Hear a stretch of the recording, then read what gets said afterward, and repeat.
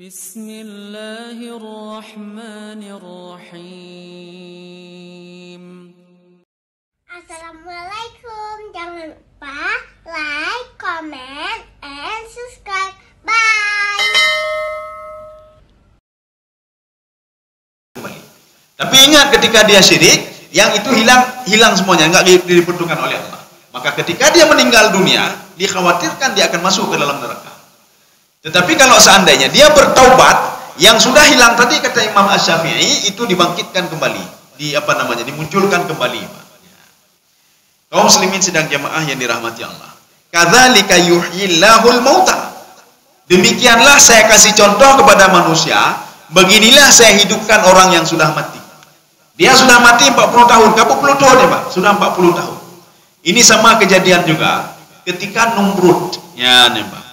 Numrud bersama Nabi Ibrahim alaihissalam. Numrud mengatakan, bukan Numrud ini kejadiannya, tapi ada yang mengatakan juga Numrud ya. Kita ambil kejadian yang lain, kejadian yang ada dalam surah Yasin. Ketika dua orang utusan Nabi Isa alaihissalam mendatangi Raja Zalim untuk menyembah Allah. Kemudian apa? Dua orang tadi sudah dibekali oleh Nabi Isa, bisa menghidupkan orang mati, bisa menyembuhkan, bisa menghidupkan orang mati. Ketika itu apa kata Raja Zalim? Ini kejadiannya di Yordania.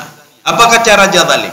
Kalau kamu bisa menghidupkan orang mati, itu di sel itu ada orang mati yang sudah lama sekali di situ. Coba hidupkan kembali. Rupanya dengan izin Allah Subhanahu wa taala orang mati tadi bisa hidup. Pertanyaannya, apakah orang itu bisa menghidupkan orang mati? Sebenarnya tidak. Tapi dengan izin Allah Subhanahu wa taala. Itu sebagai perantara saja. Apakah tiupan sangkakala yang ditiup oleh Israfil bisa menghidupkan kita? Tidak juga. Tanpa izin Allah Subhanahu wa taala. Apakah tongkat Nabi Musa itu bisa membelah lautan menjadi dua? Tidak juga. Kalau tanpa izin Allah Subhanahu wa taala. Ini kalaupun nanti tongkatnya diketemukan, tongkat Nabi Musa, Pak, diambil oleh seseorang, dia ingin belah lautan lagi, tidak bisa terbelah lautan. Atau diambil tongkat apa? Jadilah ular. Tidak jadi juga kalau tidak ada izin Allah Subhanahu wa taala. Makanya Nabi Musa alaihissalam ketika mereka dikejar oleh Fir'aun, posisi Nabi Musa di mana? Bukan di depan. Kalau kita kan di depan, Pak. Menyona apa? Pemimpin ilikilai, Pak, ilikilai. Karena ada musibah di belakang, maka dia lari di depan. Tapi Nabi Musa tidak, beliau di belakang, Pak. Sehingga pengikutnya semua di depan. Ya, semua di depan. Beliau di belakang. Artinya, kalaupun nanti Fir'aun sudah mendekati, yang duluan di ini adalah Nabi Musa alaihissalam. Ketika sampai ke tujuan, Nabi Musa langsung membalikkan tubuhnya karena di belakang Fir'aun. Nabi Musa mengambil tongkatnya dan menghentakkan tongkatnya di tanah dengan dalih untuk air tadi tertutup kembali. Tapi Allah mengatakan, ya Musa, tongkatmu tidak bisa memberikan mudarat dan manfaat. Tongkatmu itu kan kayu biasa itu. Biar saya yang tutup lautan ini, kamu pergi saja bersama kaummu. Akhirnya apa? Ditutuplah lautan itu, Pak. Ya, ditutuplah lautan. Makanya tongkat Nabi Musa tidak ada mudarat. Nabi Isa tidak bisa menghidupkan orang mati tanpa izin Allah Subhanahu wa taala. Inilah mukjizat namanya. Jadi Allah ingin menampakkan kepada kita juga, jangan nanti cerita ini kan cerita Bani Israel dulu nih. Sapi yang dipukulkan pada mayat yang sudah mati kemudian bangkit kembali. Ini juga pelajaran bagi kita. Begitulah Allah menghidupkan orang mati. Begitulah kita nanti bangkit nanti di padang mahsyar. Makanya beda kita dengan orang kafir. Orang kafir yakin dia mati, tetapi dia tidak yakin bangkit kembali. Ya, Pak. Jadi kita diharapkan yakin kepada mati. Tidak ada orang yang tidak yakin pada mati, Pak. Orang salat tidak salat semua yakin mati. Kalau nggak percaya waktu dia sakit coba tanya. Kiban menyo mati kiban. Oh, usahakan mbek mati, Pak. Dia tahu dia akan mati, Pak. Hidup pun dia akan mati. Ketika kecelakaan atau apa saya, hidup pun dia akan mati, Pak. Dan dia yakin mati, kenapa? Karena orang tuanya dulu ada, sekarang nggak ada lagi. Anaknya ada, sekarang nggak ada lagi. Dia yakin mati, Pak. Tetapi dia tidak yakin nanti dibangkitkan lagi di padang mahsyar. Makanya kenapa kita terus mengkaji Al-Quran, kita mengkaji hadis dan lain sebagainya. Supaya kita yakin hari kebangkitan itu akan ada. Bagaimana caranya? Beginilah dengan baca ini, Pak. Artinya Allah bisa membangkitkan sesuatu yang sudah mati. Ini pemuda ini kan sudah mati, Pak. Pimpinan kabilah ini. Tapi dia bisa hidup kembali. Makanya Allah mengatakan begini, paling simpel lagi, Pak. Kalau kamu ingin tahu bagaimana dibangkitkan di padang mahsyar nanti, lihatlah orang tidur, Pak. Ya, itu orang tidur itu orang mati dia, Pak. Mati, Pak. Kenapa mati? Coba lihat doa tidur, Pak. Bismika Allahumma ahya wa bismika amut. Dengan namamu saya hidup, dengan namamu saya mati. Kita tidur. Ini ada dua kemungkinan. Ada orang yang bangun lagi, ada yang tidak bangun-bangun lagi. Maka ketika dia baca doa lagi, alhamdulillahilladzi ahyana ba'da ma amatana wa ilaihin nusyur, berarti mentahudib. Ada juga orang nggak baca lagi doa itu, berarti kafir meninggal. Dari tadi dia berdoa bismika Allahumma ahya wa bismika amut. Saya hidup dan saya mati dengan namamu ya Allah. Tidak bangun-bangun lagi, Pak. Ya, tidak bangun lagi. Maka ketika kita bangun, begitulah saya hidupkan orang mati, kata Allah Subhanahu wa taala.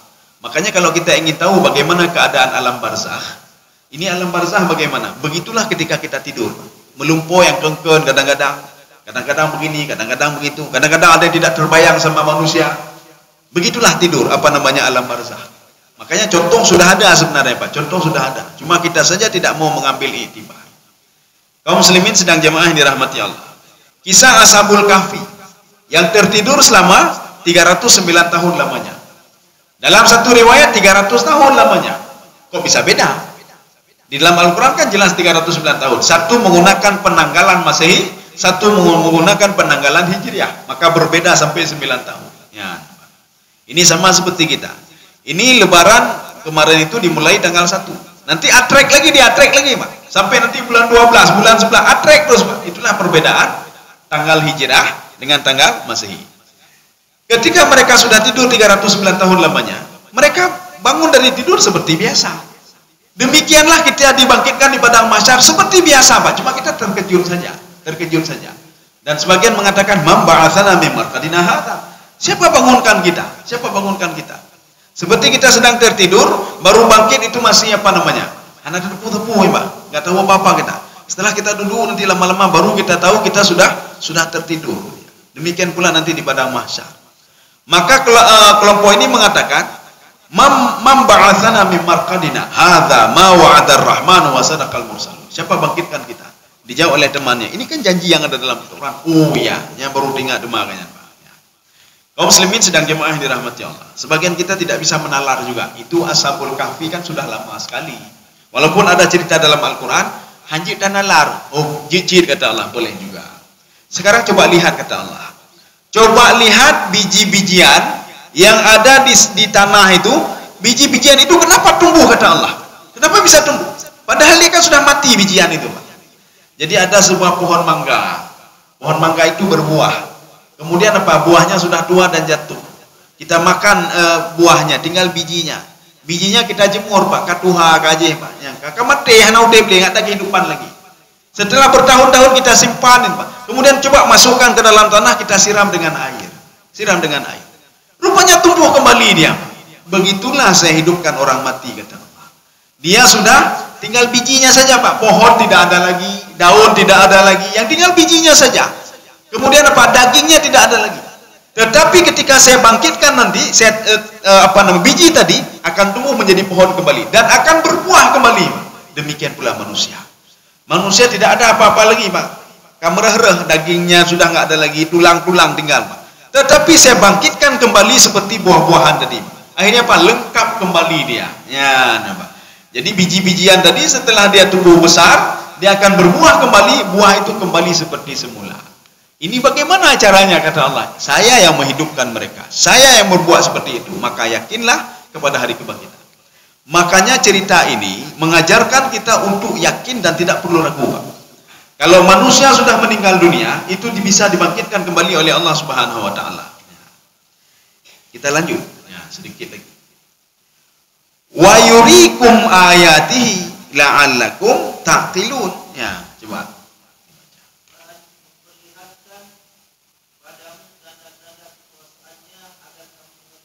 Ya, ini sebenarnya itu bahasanya sudah bagus sekali. Bahasanya begini, kalau bahasa tafsir begini. Wa yurikum ayati. Yurikum itu apa? Menampakkan dengan matamu sendiri. Kita kan lihat orang mati di depan kita. Kita kan melihat, makanya kenapa sunnah mengikuti orang ke kuburan, Pak. Takala nurungnya, Pak. Kenapa juga dianjurkan untuk salat jenazah? Takala nurungnya, Pak. Ya. Kemudian ketika mandikan mayat, kita lihat juga mayat itu, Pak. Supaya apa? Supaya kita bisa melihat dengan mata kepala kita sendiri. Untuk apa? Supaya kita bisa menggunakan otak kita ini, Pak, yang diberikan oleh Allah. Yang hijau otak oleh Allah untuk berpikir. Binatang hanya kerja utak oleh Allah. Makanya haji itu mikirnya, Pak.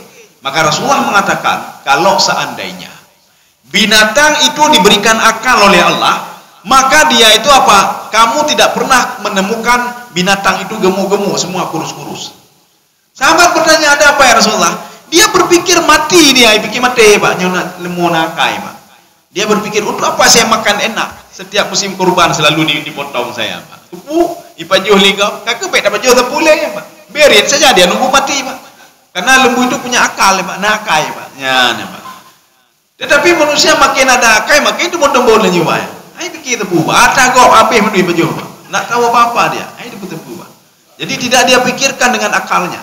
Makanya Allah mengatakan, itu saya nampakkan mukjizat itu. Saya nampakkan itu supaya manusia menggunakan akalnya. Maka perbanyaklah untuk pergi ke kuburan, ya, Pak. Jauh kubur, ya. Kerja kubur dalam negatif, tidak. Supaya kita mengingat juga kalau kita akan mati. Perbanyaklah pergi ke tempat orang meninggal dunia. Perbanyaklah untuk menyalatkan orang yang meninggal dunia. Sudah di depan. Salat, tidak salat dia dulu di dunia, tetap dia akan di depan disalatkan, Pak. Ya. Kita bayangkan saja kalau kita tidak salat, begitu juga diperlakukan. Kalau kita salat, begitu juga diperlakukan, Pak. Tidak ada beda. Oh, ini orang sering salat, maka jasadnya harus dinaikkan tempat tinggi. Tidak, tetap sama seperti itu juga. Maka supaya menjadi ibrah bagi kita, pelajaran bagi kita, kita juga akan seperti itu. Sehebat apapun kita, akan tidak hebat lagi, Pak. Sekuat apapun tubuh kita, akan lemah juga. Oh, saya hebat sekali, dulu hebat, sekarang nggak hebat lagi, sudah lemah hebat, sudah tua, ya, Pak. Ego lengkap jenuh hanali, ya, Pak, katuha. Jadi maknanya apa? Setiap yang diciptakan oleh Allah itu, dia akan dikembalikan lagi oleh Allah Subhanahu wa taala. Kemudian nanti akan dikembalikan lagi. Dibangkitkan kembali. Tsumma radadnahu asfala safili. Kita sekarang hebat, nanti dikembalikan lagi. Dikembalikan bagaimana? Seperti anak kecil lagi, Pak. Sudah lemah, tidak sanggup apa-apa lagi, ya, Pak. Bahkan ada tingkah laku seperti tingkah laku anak-anak. Dia sudah kencing sembarangan dan lain sebagainya. Maka kita terus berdoa kepada Allah. Kita minta apa? Jangan panjang umur, Pak. Baik panjang umur. Pupuk panjang umur kalau kita pikun nanti. Ini minta umur 100 tahun. Ketika sudah 90, kapikun ketua, Pak, tua. Tongi sembarangan. Macam-macam, Pak. Kau pakai pamper, demenak, loh, ada buta-buta, Pak. Sudah pikun. Ya, sudah tua. Yang kita minta, ya Allah berkahilah umur saya. Berkah umur, Pak. Nepu berkah umur ni Allah. Walaupun tidak sampai 100 tahun, sampai 70 saja, 60, asal berkah umurnya, Pak. Kepu tertodon berkah tan taputan tadalimi kau tapututah kau boleh, Pak. Baik tapututah hana, Pak. Baik taputah lian, Pak. Baik uruh-uruh ini dan yang merah-merah le, Pak. Kita sudah pikun, sudah lupa. Katuo kalagi anu mit takim kedua. Kai kalan ligok malai katanya, Pak. Kan malu dilihat oleh orang lain. Makanya jangan minta panjang umur. Untuk apa panjang umur kalau maksiat selalu. Tapi mintalah keberkahan umur dan terus dijaga oleh Allah Subhanahu wa taala. Kaum muslimin sedang jemaah yang dirahmati Allah. Kita lanjutkan ayat ini, cuma sedikit saja kita lanjutkan ayat selanjutnya, ayat 74. Ya, sedikit saja karena enggak cukup waktu ini, Pak. Ya. Kita lihat, "Tsumma qasat qulubukum mim ba'di dzalika." Ya, coba dibaca. Ya. Ini kalau kita melihat di dalam tafsir Zamakhsyari, ini makna thumma ini apa? Itu ya dulu ala tartibi wa tarakhi. Secara tertib ya, secara tertib. Mereka sudah diberikan nasihat oleh Nabi Musa, sudah diajarkan sesuatu oleh Nabi Musa. Setelah 40 tahun mereka melihat mayat yang sudah mati itu bisa bangkit kembali dengan mukjizat yang Allah berikan kepada Nabi Musa alaihissalam. Thumma qasat qulubuhum. Thumma qasat qulubuhum. Kemudian thumma, kalau kita lihat di dalam tafsir Ibnu Abbas, apa kata Ibnu Abbas? Thumma itu ya dulu ala taba'udil ahwal, menunjukkan waktu yang lama sekali. Maknanya apa? Setelah sekian lama, mereka itu tidak pakai otak juga, Bani Israel itu. Mereka makin ingkar saja kepada Allah Subhanahu wa taala. Jadi tidak bisa menjadi pelajaran. Ini sama seperti manusia setiap hari melihat orang meninggal, loh kada orang meninggal, kalau orang meninggal, kalau orang meninggal, tidak pernah berubah sedikit pun. Ya, Pak. Ini diungkapkan dengan kalimat thumma. Thumma itu apa? Dalam tenggang waktu yang lama. Seperti habis tsunami. Habis tsunami, mereka taat dan patuh kepada Allah. Ya, nak temayang, tapi dalam tenggang waktu yang lama, karena ke temayang leh. Alah, bet temayang leh lah. Kahedan, tsunami bi katrip dak kan. Tapi menyegejut tsunami tiga dalam. Allah, abah temayang lah, Pak. Salat lagi, Pak. Ya. Jadi seperti di salah satu tempat Waktu itu kan kita habis tsunami, Pak. Habis tsunami ada gempa susulan. Rupanya pas susulan waktu itu, di waktu subuh, waktu itu Paknya. 5 menit lagi sebelum azan subuh, itu ada gempa susulan. Goyang gempa luar biasa, Pak. Itu bit orang mandul, Pak. Ketika saya pergi ke masjid, orang gak pernah dalam masjid. Saya tanya, Bapak kok ke masjid? Mana masjid gempa ya, Pak? Gempa ya, Pak. Daripada mati rumah kayak mati masjid, mati syahid, Pak. Mati syahid ya, Pak. Jadi artinya apa? Gara-gara gempa tadi taat dia kepada Allah, ya, Pak. Makanya kalau seperti itu lebih baik nggak usah azan lagi, Pak. Azan baik li, Pak. Jadi gempa mendaw. Jadi makanya dalam sehari 5 kali saja gempa penuh orang dalam masjid. Sebelum subuh gempa le, Pak. Gempa le. Nya la ilaha illallah, nya penuh aja masjid, Pak. Leho bin Najid. Karena apa? Dengan susah payah muazin azan, Pak. Klik-klik lah, Pak. Bukan di sini saja, tempat-tempat lain begitu juga azan, Pak. Banyak sekali azan. Tapi biasa mendaw. Coba gempa, Pak. Kegiatan semua ditinggalkan. Kalau sedang azan, nyandu rapat nih, Pak.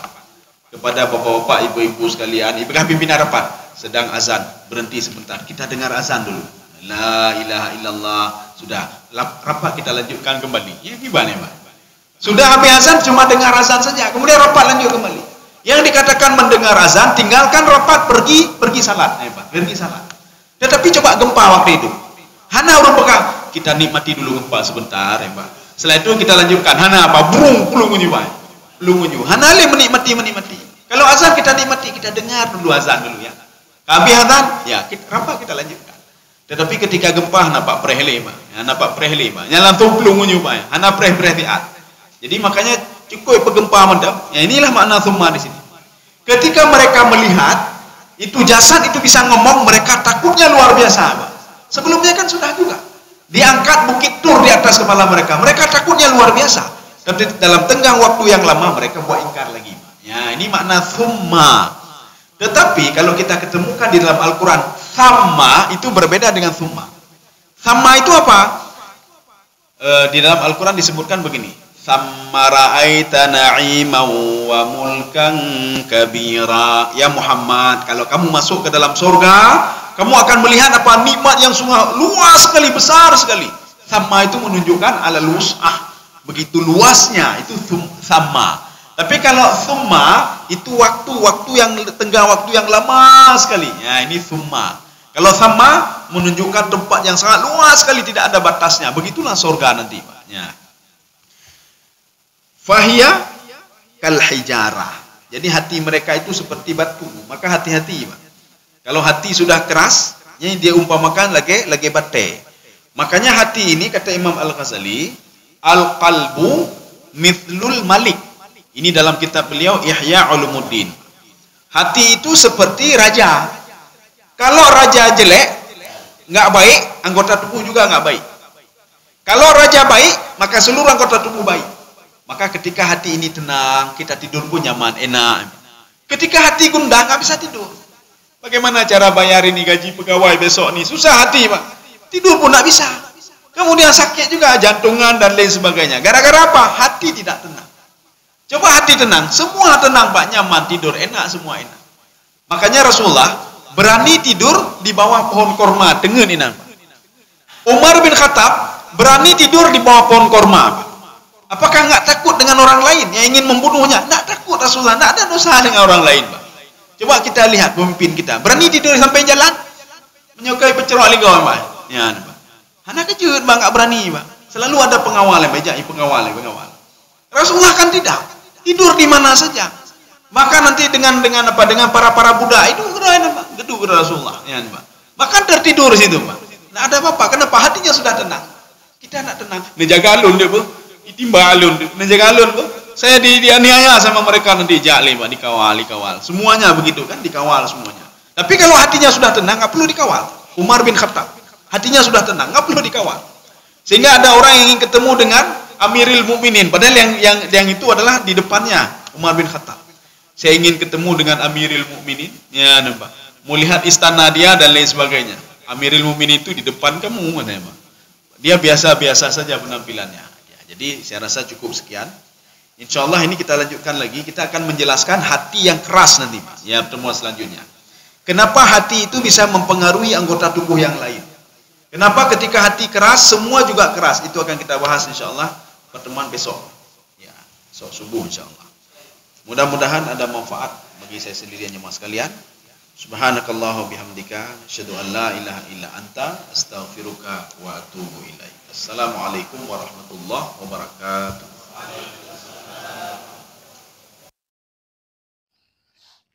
Terima kasih.